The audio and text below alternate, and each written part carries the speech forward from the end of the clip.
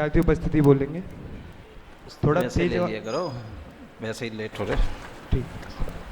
देख करके वार्डन आकर के आपको देख के उपस्थिति ले लेंगे।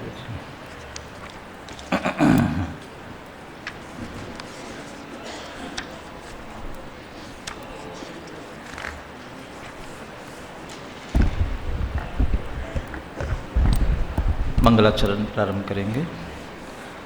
मंगलमय मंगल करण वीतराग विज्ञान, नमो ताहि जाते भये अरहंतादि महान। करि मंगल करि हो महा, ग्रंथ करन को का जाते मिले समाज सब, पावे निज पद राम।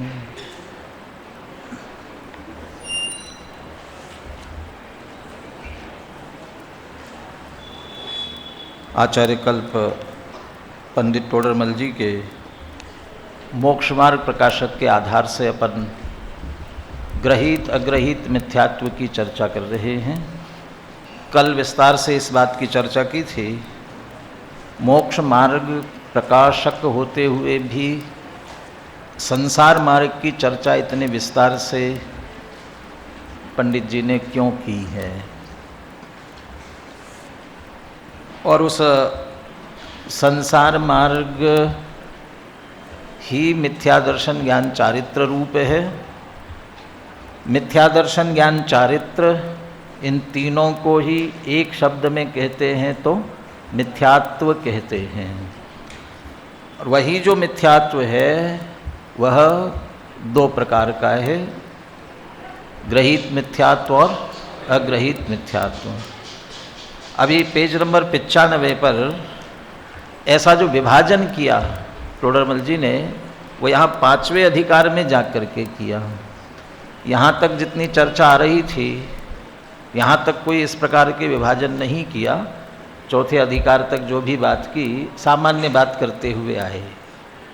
अब यहाँ जाकर के उनका विभाजन किया। ये जो दो प्रकार से विभाजन किया गया है, ऐसा विभाजन आगम में कहीं है पहले? तो अपने पास तो अभी सहज सरल उपाय है।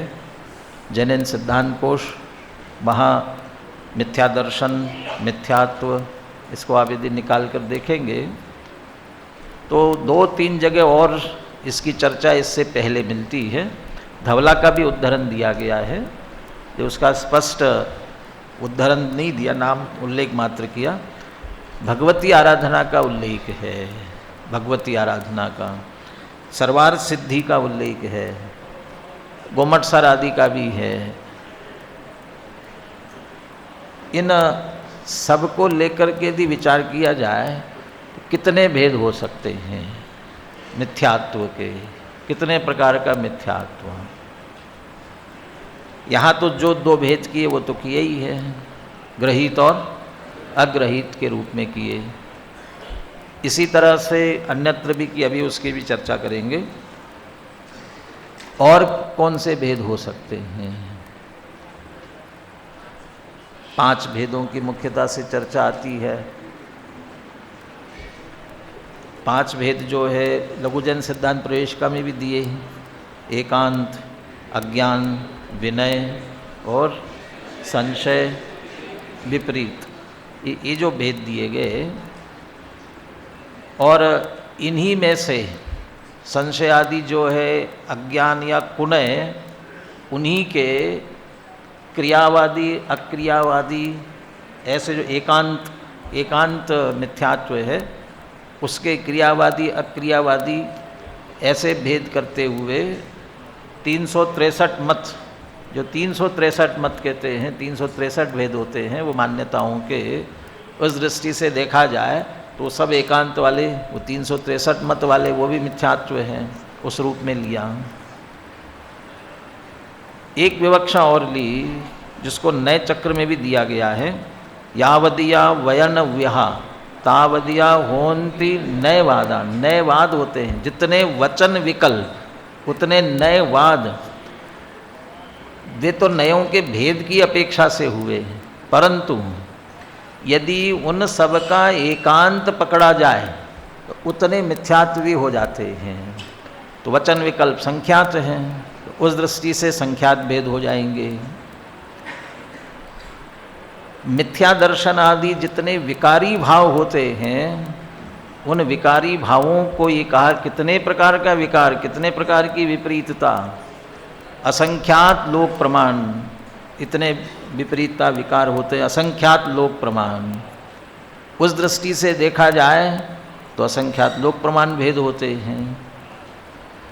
धवला या किसी का उद्धरण ऐसा दिया, मिथ्यात्व जो मिथ्या दर्शन होता है, दर्शन मोहनी कर्म के उदय से होता है, और दर्शन मोहनी के कर्म का उदय अनुभाग जो विपाक आता है वो अनंत प्रकार का है। तो हर कर्म का उदय आएगा, वो फल देगा, वो कर्म अनंत प्रकार के हैं, दर्शन मोहनी के ही, तो उनके फल की अपेक्षा देखा जाए वो अनंत प्रकार का मिथ्यात्व है। लोक में एक कहावत प्रसिद्ध है, मुंडे मुंडे मतिर भिन्ना।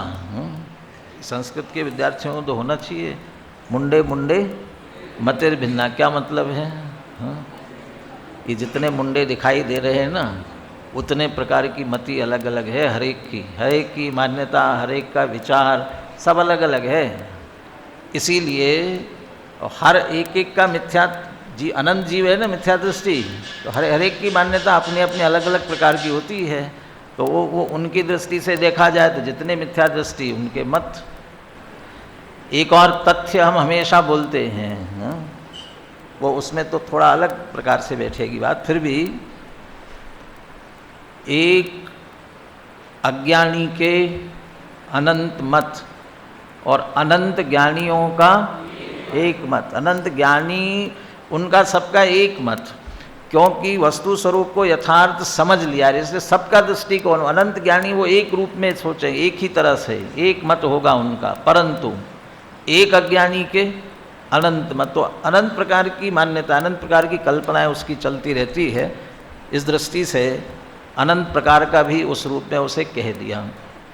अभी यहाँ जो दो रूपों में विभाजन किया, ये भगवती आराधना में जो उल्लेख स्पष्ट किया, और सर्वार्थ सिद्धि में शब्द दूसरे तरह से दिए।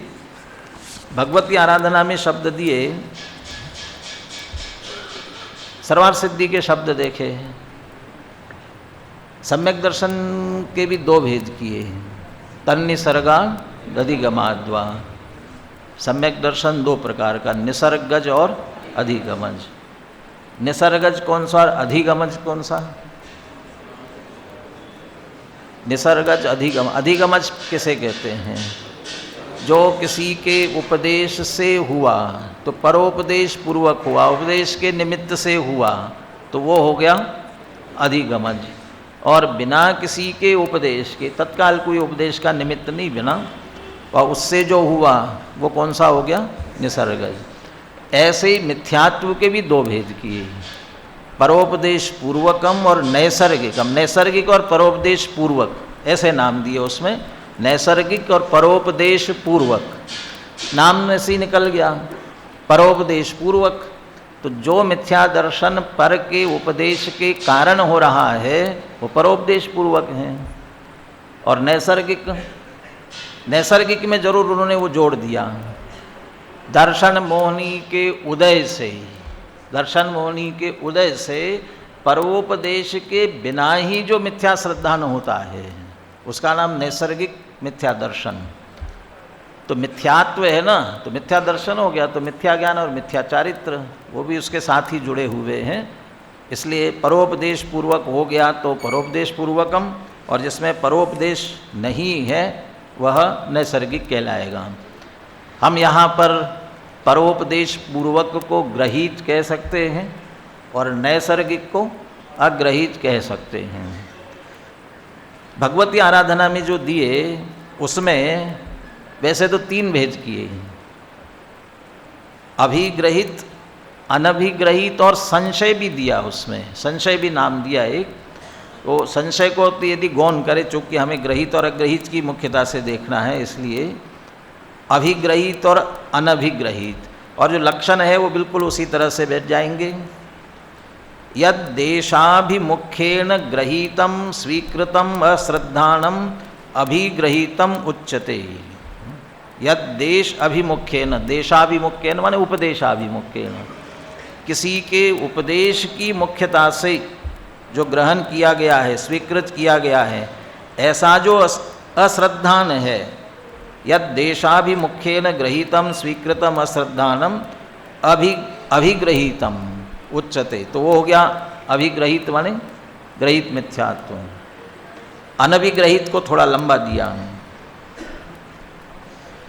यदा परस्य, ये इसका खुलासा किया है, अभिग्रहित का खुलासा किया। यदा परस्य वचनम श्रुत्वा जीवादीनां सत्वे अनेकांतात्मके अनेकांतात्मकत्वे च उपजातम अश्रद्धानम अरुचि मिथ्यात्वमिति। परस्य वचनम श्रुत्वा, जीवादि का स्वरूप तो अनेकांतात्मक है, लेकिन जीवादि का अनेकांतात्मक स्वरूप होते हुए भी दूसरे के वचन सुनकर उनके संदर्भ में अश्रद्धान हो जाए, विपरीतता हो जाए, अरुचि हो जाए, वो जो मिथ्यात्व है वह अभिग्रहित कहलाएगा। और अनभिग्रहित परोपदेशम विनापि, परोपदेशम विनापि मिथ्यात्व उदयात उपजायते यद अश्रद्धानम तद अनभिग्रहितम मिथ्यात्वम। परोपदेशम विनापि, मिथ्यात्व उदयात उपजायते, मिथ्यात्व के उदय से जो अश्रद्धान होता है तद अनभिग्रहितम मिथ्यात्वम। तो एक तरह से प्राचीन ग्रंथों में जो ये चर्चा आ रही थी, शास्त्रीय भाषा में थी, उसे टोडरमल जी ने बहुत सरल भाषा में ग्रहित अग्रहित मिथ्यात्व करके रखा। और फिर इसी लाइन पर समझ लीजिए छड़ अलंकार ने लिया ग्रहित मिथ्यात्व और ग्रहित मिथ्यात्व की। टोडरमल जी ने गद्य में चर्चा की और मोक्ष उसमें छड़ आला में पद्य में चर्चा की। चूँकि पद्य में थी, संक्षेप में थी, और यहाँ गद्य में लिखा काफ़ी विस्तार से विश्लेषण परक इसकी चर्चा की है। यहाँ अपन लक्षण देख करके ग्रहित अग्रहित की चर्चा, फिर अपन अग्रहित की चर्चा जो पीछे आई अग्रहित मिथ्यात्व के संदर्भ में, उसकी चर्चा करते हुए क्रमशः आएंगे, फिर आगे ग्रहित मिथ्यात्व की चर्चा करेंगे। अभी 95 पेज पर नीचे का पैराग्राफ, यहाँ अनादि से जो मिथ्यात्वादी भाव पाए जाते हैं उन्हें तो अग्रहित मिथ्यात्वादी जानना। अग्रहित क्योंकि वे नवीन ग्रहण नहीं किए हैं। तो अनादिकाल से जो चला आ रहा है, कैसा है, किस प्रकार से है। वैसे इसके लिए भी ज़रूरत, वो मुझे बार बार इस तरह का कोई प्रकरण आता है तो भागवत पाठमाला के कषाय नाम के पाठ की याद आती है। बच्चों में संवाद में पूछा गया कषाय किसे कहते हैं, कषाय किसे कहते हैं। तो पहला उत्तर क्या दिया गया उसमें, कषाय रोज़ तो करते हो और जानते नहीं हो कषाय किसे कहते हैं। रोज़ ही तो करते हो, जानते नहीं हो। करते रोज है, जानते नहीं हो, वो उसको परिभाषा क्या है, परिभाषित कैसे करना ये हमें नहीं मालूम है। ऐसे ही जब अनादि से पाया जा रहा है मिथ्यात्व, कैसे होता है नहीं मालूम हमको, होता कैसे है, कैसा होता होगा, मालूम नहीं है क्या, नहीं मालूम है। हो रहा है लेकिन मालूम नहीं है। हो रहा है मालूम नहीं, ऐसा कैसे, हो ही रहा है ना।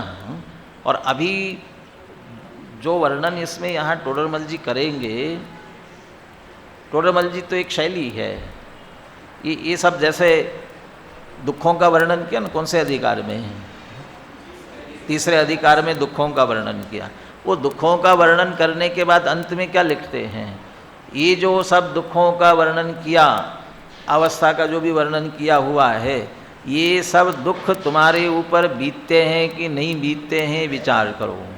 अरे हमारे ऊपर आ रहे कि हम स्वयं अपने आप में विचार करें, ऐसी स्थिति हो रही कि नहीं हो रही है। स्वयं अपना विचार करो, विचार करके निर्णय करो, ये दुख क्यों हो रहे हैं, इनके जो कारण बताए, ये कारण जैसे बताए ये हमें ख्याल में आते हैं कि नहीं आते, ऐसे ही है कि नहीं है। और जो हम उपाय करते हैं, जो हम उपाय कर रहे हैं इनसे बचने के लिए, वो उपाय कैसे झूठे हैं, उसका झूठापना भी साबित कर दिया, बता दिया, ये भी ख्याल में आता है कि नहीं आता है। और फिर जो सच्चा उपाय बता रहे उसके साथ में ये सच्चा उपाय है ऐसा लगता कि नहीं लगता है, तो फिर क्या करना चाहिए, निर्णय करो, विचार करो। मिथ्यात्वादी कर रहे हैं लेकिन जानते नहीं हैं। क्या नहीं जानते, हो रहे तो जानते क्यों नहीं है, ये हो रहे लेकिन इसे ही मिथ्यात्व कहते, ये नहीं जानते हैं, ये किस प्रकार से हो रहा है, कैसे हो रहा है, ये नहीं जानते। दूसरा, ये करते हुए मिथ्यात्व है ऐसा नहीं जानते। मिथ्यात्व माने ये गलत है, ये उल्टी मान्यता है। यदि उल्टा है ये जानेंगे तो फिर सही करने का प्रयास करेंगे ना। तो उल्टा ऐसा कहाँ लग रहा है, हम जो कर रहे हैं वो सही लग रहा है हमको, यही सही है, ऐसा ही सही है, इसीलिए नहीं छूट रहा है। तो मिथ्यात्व को मिथ्यात्व नहीं जान रहे हैं इसलिए नहीं छूटता है। तो अनादि से पाया जा रहा है। अग्रहित मिथ्यात्वादी नवीन ग्रहण नहीं किए हैं, तो वो तो है अग्रहित। और ग्रहित कौन सा, तथा उनके पुष्ट करने के कारणों से विशेष मिथ्यात्वादी भाव होते हैं, उन्हें ग्रहित मिथ्यात्वादी जानना। उनके पुष्ट करने के कारणों से, किन किन कारणों से पुष्ट होता है वह। यहाँ पांचवें अधिकार में जहाँ रह रहे हैं, जिनके बीच में रहते हैं, अब साथ साथ में रहते हैं तो असर तो आता ही आता है। और अधिकतर तो जो बहुसंख्य होते हैं उसका भी असर आता है। कोई मुसलमानों के मोहल्ले में एक आध हिंदू रहने के लिए पहुंच जाए तो फिर धीरे धीरे धीरे ईद मनाना शुरू कर देता है। और कोई हिंदुओं के मोहल्ले में एक आध मुसलमान आकर के फंस जाए तो धीरे धीरे धीरे दिवाली मनाने लग जाता है। क्यों हो जाता है, असर होता ही होता है, साथ साथ में संगति का असर तो होता ही होता है।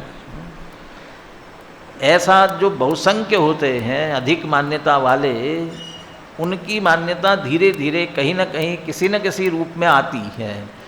और वर्तमान में देखा जाए तो ऐसे बहुत मत मान्यता वाले हैं जिनकी बहुलता है, उनकी सबकी चर्चा यहाँ पांचवें अधिकार में की है।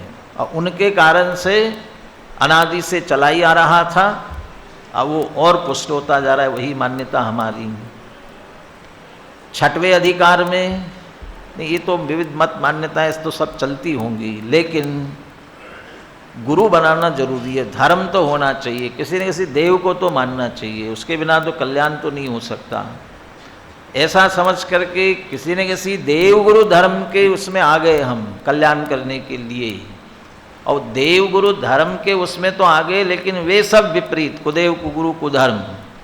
अब वो ऐसे वहाँ ऐसे शब्द लिखे, ये इसे अचेत कर देते हैं, ये तो समझता है कि मैं सुधर रहा हूँ, वह ऐसे और ऐसा अचेत कर देते हैं, इसके मिथ्यात्व का और विशेष पोषण होता रहता है। तो वो और पुष्ट हुआ।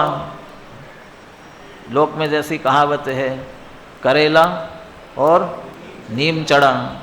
तो हमारा अनादिकाल का अग्रहित मिथ्यात्व चला ही आ रहा था, और ये कुदेव कुगुरु कुशास्त्र कुधर्म ये इनके ऊपर और चढ़ गए, इनके निमित्त से और विशेष पुष्ट हो जाता है, वो ग्रहित है। नहीं है, नहीं है, वो भारतीय दर्शन है, वो बाहर से आया हुआ है, हाँ? विदेशी है वो, हाँ? बाद में आया हुआ, वो उन सब की चर्चा की है। और पांचवें अध्याय में ही घर की चर्चा भी की है। ये पहले वो षट दर्शन वालों की चर्चा ली, फिर मुस्लिम मत की चर्चा ली, और आगे चल करके श्वेतांबर मत की भी चर्चा ली, लेकिन अलग हट करके की। पहले इन सब की चर्चा की, फिर अलग से श्वेतांबर मत की भी चर्चा की, और उनको भी अन्य मत जैसा रखा टोडरमल जी ने। फिर लगा कि नहीं, कुदेव कुगुरु कुधर्म तो नहीं, ठीक नहीं है भाई, ये तो गलत बात है। सच्चे देवशास्त्र गुरु की शरण में आओ, और उनके माध्यम से अब तो हम सही रास्ते पर आ गए। अब वो 7वें अधिकार में आते हैं। सच्चे देवशास्त्र गुरु की शरण में आए, अकेला पूजा पाठ करेंगे तो धर्म तत्व समझ में नहीं आएंगे, शास्त्रों का अध्ययन करना पड़ेगा। शास्त्रों का अध्ययन भी करने लग गए तो फिर अब तो ठीक है ना। अब कह रहे वो शास्त्र, जैन शास्त्र पढ़ कर के भी वो पुराना तो छोड़ा नहीं, नया और नया नया पुष्ट कर लिया, नई नई मान्यता और बना ली, जिनवानी पढ़ कर के भी तो उससे भी पोषण ही किया। तो इसलिए वो 7वें अधिकार में जो आभास लिए हैं, अभी व्यवहाराभासी की भी चर्चा यहाँ कर ही रहे हैं, वो सब भी ग्रहित में ही जाएगा, क्योंकि वो जिनवान नवीन ग्रहण किया ना, अनादि से तो चला आ रहा था, वो तो चला ही आ रहा था, और पुष्ट करने के कारणों से विशेष पुष्ट किया। तो सच्ची जिनवानी पढ़ करके भी पुष्ट किया, उसे विपरीत मान्यता पुष्ट की ना जिनवानी पढ़ करके भी, तो वो उल्टा कारण बन गया उसके लिए। इसलिए वो सभी प्रकार से ग्रहित मिथ्यात्व में ही चला जाएगा। तो ये क्रमश भी अपन पहले अग्रहित की दृष्टि से क्या चर्चा की है, उद्देश्य क्या है इसका, इसकी चर्चा करने का उद्देश्य क्या है, इसलिए कल बताया था। दूसरे अधिकार के तीसरे अधिकार के मंगलाचरण से, मिथ्या भाव अभावते जो प्रगटे निज भाव, सो जयवंत रहो सदा यही मोक्ष उपाव। और तीसरे अधिकार में, सो निज भाव सदा सुखद अपनों करो प्रकाश, जो बहुविधि भव दुखनिको करी है सत्तानाश। ये मिथ्या भाव के अभाव से निज भाव प्रकट होगा, और निज भाव से हमारा जो प्रयोजन है वह सिद्ध हो सकेगा। तो मिथ्या भाव का अभाव होकर के निज भाव हमें कैसे प्रकट हो, इसके लिए इसकी चर्चा अनिवार्य आवश्यक है। यद्यपि अपने लिए ग्रहित की चर्चा करना ज़्यादा जरूरी, अग्रहित की करना जरूरी है। किसकी ज़्यादा जरूरी है?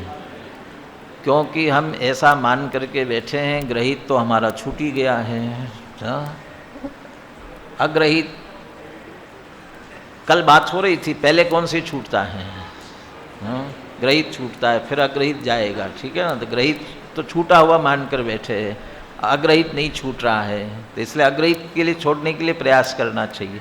परंतु अग्रहित है, गहराई से बैठा ही बैठा है, लेकिन उसके साथ ग्रहित की भी अपनी अभी स्थिति कोई ज़्यादा अच्छी नहीं है। इसलिए ग्रहित के संदर्भ में भी हमें निश्चित रूप से विचारणीय है। कभी कभी तो मैं ये कहता हूँ, वो विचारे शब्द का प्रयोग करते तो मुझे भी बड़ा अजीब लगता है, किसके लिए करें विचारे शब्द का प्रयोग। विचारे जो शास्त्र का अध्ययन नहीं करते हैं, सच्चे देव शास्त्र गुरु का स्वरूप नहीं समझते हैं, वो क्या करें बेचारे, क्योंकि उनने पढ़ाई नहीं, समझाई नहीं है। लेकिन हमने तो पढ़ा है, हमने तो समझा है, सच्चे देव शास्त्र गुरु का स्वरूप समझा है, बार बार समझते हैं, और कुछ गलती करते हैं तो बराबर हमें टोका जाता, नहीं ऐसा नहीं, ये स्वरूप है, ये बराबर समझते हैं। उसके बाद भी कभी कुछ भी होता है, हमारे मुंह से निकलता है, भगवान ऐसा न करे, भगवान ऐसा न हो जाए, भगवान कहीं ऐसा न हो जाए। देखना, हे भगवान ये क्या हो गया, क्यों निकल रहा है, क्यों निकल रही है बात ये। दादा एक उदाहरण देते हैं, जैसे मार मार के किसी को मुल्ला बना दिया गया हो, मार मार के मुल्ला पहले बनाते थे ना, हाँ अभी भी बना रहे, इधर से उधर, उधर से इधर होते ही रहते हैं। किसी को मार मार के बना दिया और वो वहाँ कुछ कहते हैं कि भाई उसको पकड़ करके बना दिया, और जो कुछ भी करते हैं करके कुछ शोरबा पिला दिया उसे और बना लिया। बनाने के बाद में बेचारा बड़ा बुजुर्ग था, उठते बैठते कमर में दर्द होता था, तो उठते बैठते हे राम करता था। तो उससे कहा तुम मुसलमान हो गए हो, अब तुम्हें हे राम नहीं बोलना, हे अल्लाह बोलना चाहिए ना। तो क्या कहा, अरे भैया ये तो बचपन से जन्म से पड़ा हुआ है, ऐसे थोड़ी तुम्हारे शोरबा पिला देने से इतने मात्र से निकल जाएगा क्या, ऐसा आसानी से निकलने वाला नहीं है। इसका अर्थ ये है, यदि हमारे मुंह से ये निकल रहा है हे भगवान कहीं ऐसा न हो जाए, भगवान ऐसा मत कर देना, मेरे जीवन में ऐसा नहीं हो जाए, हे भगवान, ये निकल रहा है। इसका अर्थ है कि भगवान कुछ करते हैं, ये मान्यता अंदर में कितनी गहराई में बैठी हुई है। तुम ऐसा क्यों बोलते हो? जिनवानी नहीं पढ़ी, समझा नहीं, सच्चे देव शास्त्र गुरु का स्वरूप तुमको नहीं मालूम है? ये तुम्हारे इतने पढ़ लेने मात्र से, हाँ, वो जो ऊँट होते हैं ना, उसके युद्ध वाले ऊँट, हाँ, युद्ध वाले ऊँट जिनके ऊपर बड़े बड़े नगाड़े बजाए गए हों और वे कभी युद्ध के बाद में किसी किसान के खेत में चले जाएं और किसान उनको भगाने के लिए छोटी डुगडुगी बजाएं, तो उससे क्या फ़र्क पड़ने वाला उसको? वो ऐसी हमारी भी स्थिति है। ये तो अभी हम जिनवानी से सुन रहे हैं, विद्वानों से सुन रहे हैं, लेकिन साक्षात तीर्थंकर से भी सुन करके आए ना, उसके बाद भी नहीं बदले। वो इतनी गहराई में अंदर बैठी हुई है, वो निकलती नहीं है। इसलिए उसके संदर्भ में भी हमें जरूर विचार करना चाहिए। आज अपन अग्रहित वाला प्रकरण थोड़ा सा प्रारंभ करते हैं। दूसरे अधिकार में अवस्था की चर्चा की और उस 38 पेज पर दर्शन मोहरूप जीव की अवस्था। दर्शन मोह से क्या होता है? मिथ्यात्व होता है। दर्शन मोह में मिथ्यात्व जो कर्म है उसके 3 भेदों में से मिथ्यात्व होता है। यद्यपि ग्रहित मिथ्यात्व में मिथ्या दर्शन, मिथ्या ज्ञान और मिथ्या चारित्र तीनों है, लेकिन अभी अपन दर्शन मोहनी वाले मिथ्या दर्शन की मुख्यता से ही बात करेंगे। आगे भी बात होगी वो मिथ्या दर्शन की मुख्यता से होगी। ज्ञान और चारित्र तो उसके साथ साथ जो हो रहा है वो विपरीत ही हो रहा है। यहाँ अवस्था में भी जो चर्चा करेंगे, दर्शन मोह में भी करेंगे और ज्ञानावरण दर्शनावरण के क्षोभशम से होने वाली अवस्था उसकी भी चर्चा करेंगे। लेकिन वो मिथ्यापना जो आ रहा है दर्शन मोह के कारण से आ रहा है, उसके कारण से हमें अनादिकाल से किस प्रकार से मिथ्यात्व हो रहा है।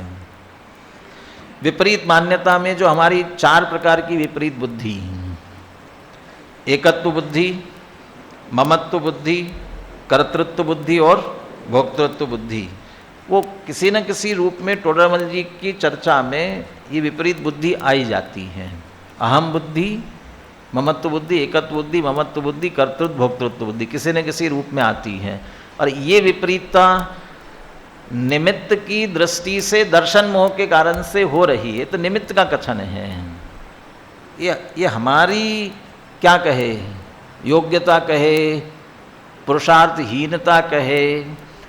योग्यता के लिए तो हम उनके लिए कह सकते हैं, असंगी पंचेंद्री तक के जीवों के लिए क्या करे बेचारे, वे तो सुलट, उन्होंने विचार करने की शक्ति नहीं है, वो क्या करेंगे।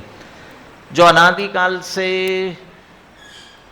निगोद में पड़े हुए हैं, अभी कदाचित निकले नहीं वहाँ से, ऐसे जितने जीव है वे क्या करें। वो योग्यता उनके लिए योग्यता कही जा सकती है, लेकिन हम योग्यता का बहाना नहीं बना सकते, क्योंकि हमें निर्णय करने की शक्ति मिल चुकी, या जो आकर के फिर चले गए उनको मिल चुकी थी, लेकिन उन्होंने उसका उपयोग नहीं किया। उनके लिए तो जीव अजीव अधिकार जो समय सार का है, उसके प्रारंभ की 39 से 44 5 गाथाएँ, और उसमें टीका में एक शब्द का प्रयोग किया, क्लीबत्वेन। क्यों निर्णय कर नहीं सकता? परमप्पाणम, आत्मा नहीं है, किसी न किसी पर को आत्मा मान लेते, क्यों मान लेते हैं? यथार्थ निर्णय क्यों नहीं कर पाते हैं? क्लीबत्वेन कहा उन्होंने। क्लीबत्वेन माने नपुंसकता से, और नपुंसकता माने पुरुषार्थहीनता। हमने पौरुष नहीं किया इसलिए रह गया, बाकी दूसरा कोई कारण नहीं था, हमने अपना पौरुष नहीं किया। प्रकृति ने हमें अवसर दिया, लेकिन प्रकृति ने दिए अवसर का हमने योग्य उपयोग नहीं किया, इस कारण से, बाकी और कोई दूसरा कारण नहीं। क्या स्थिति है ये थोड़ा 38 पेज पर पढ़ते हैं। वहाँ दर्शन मोह के उदय से तो मिथ्यात्व भाव होता है, उससे यह जीव अन्यथा प्रतीति रूप अतत्व श्रद्धान करता है। अन्यथा प्रतीति रूप अतत्व श्रद्धान, उसको स्पष्ट कर रहे आगे क्या क्या इसका मतलब। जैसा है वैसा तो नहीं मानता, और जैसा नहीं है वैसा मानता है। अब ये सारी विपरीत बात चल रही है ना, उल्टी बात चल रही है, लेकिन उल्टी बात के बीच में ऐसा सिद्धांत रख देते हैं उतने से जो विस्तार रुचि वाला है समझता रहे और संक्षेप रुचि वाला संक्षेप में समझ जाए। जैसा है वैसा तो नहीं मानता और जैसा नहीं है वैसा मानता है। आज अपन अकेले जैसा है उसको देखते हैं और वैसा नहीं मानता। कैसा है, बहुत मार्मिक शब्दों का प्रयोग किया। है कैसा और क्या मान रहा है। अमूर्तिक प्रदेशों का पुंज, प्रसिद्ध ज्ञानादि गुणों का धारी, अनादि निधन वस्तु आप है। आप कहना थोड़ा अच्छा लगता है ना, तुम कहना अच्छा नहीं लगता है, आप है। देखो कितना उससे कह रहे हैं, प्रेम से करुणा से समझाने के लिए। आप कैसा है, ये कोई आपके विनय के लिए नहीं कह रहे हैं, ये तो आत्मा के लिए कहना चाहते हैं। अप्पा सो परम अप्पा, वो आप है। वो आप माने आत्मा कैसा है, जैसा है, कैसा है आत्मा, कैसा है। स्वचतुष्टय होते हैं ना, स्वद्रव्य, स्वक्षेत्र, स्वकाल, स्वभाव। वस्तु आप वस्तु, स्वद्रव्य कैसी है, आप वस्तु कैसी है। द्रव्य आ गया ना, आप वस्तु, ये द्रव्य, स्वद्रव्य कैसी है। क्षेत्र क्या है, अमूर्तिक प्रदेशों का पुंज। ये विपरीतता वाली बात तो बाद में करेंगे ना, ये सब संयोग हुआ और इसको सब एक दिन एक मान रहा है, ये तो विपरीतता वाली है। कैसा, जब जब मैं पने का हमें संचेतन चलता है, मैं क्या दिखाई देता है। जागते में तो दिखता ही दिखता है, सोते में भी मैं कौन किसको दिखाई, क्या दिखाई दे रहा है। ये जो मृतक कलेवर, ये जो बाहर का ही दिख रहा है ना, ये नहीं है ना। कैसा है, फिर बताओ ना कैसा है, क्या बताए। अमूर्तिक प्रदेशों का पुंज, अमूर्तिक प्रदेशों का पुंज है वह, असंख्यात प्रदेश उसके जो अमूर्तिक प्रदेशों का पुंज। भाव क्या, किससे भरा हुआ, प्रसिद्ध ज्ञानादि गुणों का धारी। ज्ञानादिक अनंत गुण, गुण समृद्ध, और कब से कब तक, अनादि निधन। अनादि निधन वस्तु, ये अनादि निधन इसके साथ भी लगाना। अनादि काल पहले भी ये असंख्यात प्रदेशी था, अभी भी असंख्यात, अमूर्तिक, अमूर्तिक प्रदेश वाला, अमूर्तिक असंख्यात प्रदेश वाला अमूर्तिक ही था, अभी भी है और अनंत काल अमूर्तिक ही रहने वाला है।